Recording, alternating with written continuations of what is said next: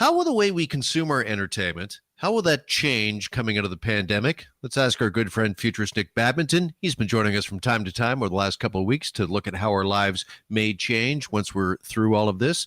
And he joins us now here at Global News Radio, 640 Toronto. Nick, good afternoon. Hi, Jeff. How's it going? Not too bad, thanks. More than ever, I think we're all huddling around our TVs these days to watch Will and Grace, perhaps, or other TV favorites. But coming out of this pandemic, how do you think the way we consume entertainment, how's it going to change? I mean, particularly I'm thinking about things like sporting events and concerts. I mean, are we all really going to be willing to gather at 20,000 plus, shoulder to shoulder again?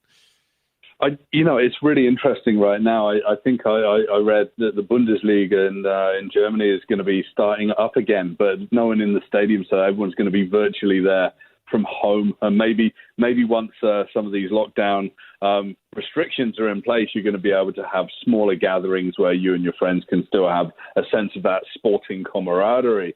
But it's interesting. I was in South Korea last year, and there were entire TV stations dedicated to watching people playing computer games, League of Legends and whatever. It was like an eSports version of Hockey Night in Canada, and these kinds of games online and even in stadiums. Esports is a huge stadium sport as well, watched by over 1 billion people around the world in the next couple of years. And it's just going to change. I mean, sports as a whole discipline is going to change into multiple different ways of being able to play games, whether they're soccer or hockey or lacrosse or whatever, and actually computer gaming as well. Yeah, we already knew that eSports was taking off. Do you think that this is just going to accelerate that? And do you foresee a day where maybe we're not as interested in watching professional athletes as immersing ourselves in whatever it is, let's say a race car game, a driving game, and we want to be a part of the action? You know what? I was having a dinner party last year, and one of the guests at the party was a manager of a very large arena in Canada. I won't say exactly where. But they were saying by the mid-2020s, esports will be their biggest audience draw, more than hockey, more than any other event.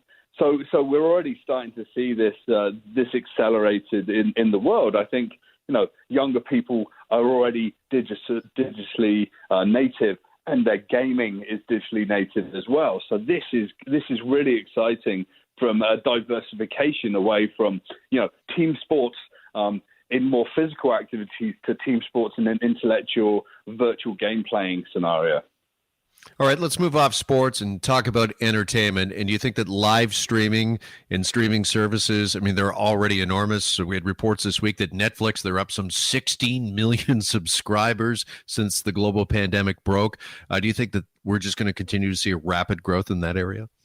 Yeah, I think Disney Plus also said that they're at 50 plus million subscribers now, and they're like 18 months ahead of when they thought that they were going to get that. It's incredible. What I find to be interesting is more than just having concerts online and old formats in a new sort of medium through like Zoom and other kinds of two-dimensional spaces online. I think that it gets really interesting when we start to look at creative platforms. Last year, we saw the world famous DJ Marshmello do an in-game concert on Fortnite. And then last night, we saw Travis Scott, probably the biggest rapper in the world today, release a new song. And he had 12 million people on the platform watching him in a completely new kind of experience. It wasn't a live streamed concert. It was a fully curated, fully built out virtual concert with him, which seemed to be like 250 meters tall, playing to everyone, and everyone could dance and be around. And it was just this much more scintillating and visceral experience for everyone.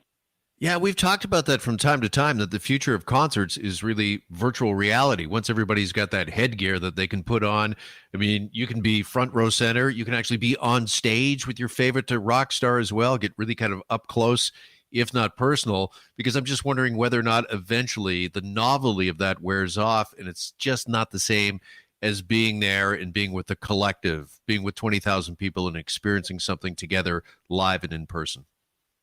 And this is where the experience is going to change. It's not going to be about being one of the 60, 70,000 people in the stadium. It's going to be about you being immersed on stage with your hero, with one of your favorite artists, but then almost inviting you in to have a completely integrated experience as part of their concert with them on stage. And this is it. It's a complete game changer. But the real game changer is when all of these headsets for virtual reality and otherwise become really, really cheap, and people like Facebook and Amazon, whoever, are literally giving them away so that people can be part of the experience. That's when we're going to see the tipping point. That's when we're going to see billions of dollars invested in these new immersed kinds of entertainments. And that is really going to change everything from sports to entertainment and even our work life. Joined by Futurist Nick Badminton, talking about the future of entertainment coming out of the pandemic and beyond. You also think that Twitch is going to play a pretty big role. First of all, for those that aren't familiar with Twitch, what exactly is it and why is it a big thing? So Twitch is owned by Amazon. They bought it a few years ago, and people can play games on there, and other people can watch people playing games. This voyeuristic experience of watching someone play Call of Duty, watching someone play Fortnite or whatever. And now we've actually seen a lot of live DJs and concerts. Tomorrowland's got its own Twitch channel, and people joining. And what's great about the platform is that people can contribute. So there's been a lot of artists on there, like playing music, earning money because they can't go out and do gigs. This is really going to change things up in terms of that experience as well, to create a community and to create a connection. And what's interesting is that Facebook's just revealed an equivalent kind of gaming app that can do what that does, what YouTube does. So, this is the new battlefield. It's a battle for our attention in the next level, which is around sporting, around gaming, around community, and around music. Yeah, and when it comes to getting our attention and keeping it, it sounds as if the key is to make it an immersive experience, that somebody has to feel more connected to the event or what's going on than ever.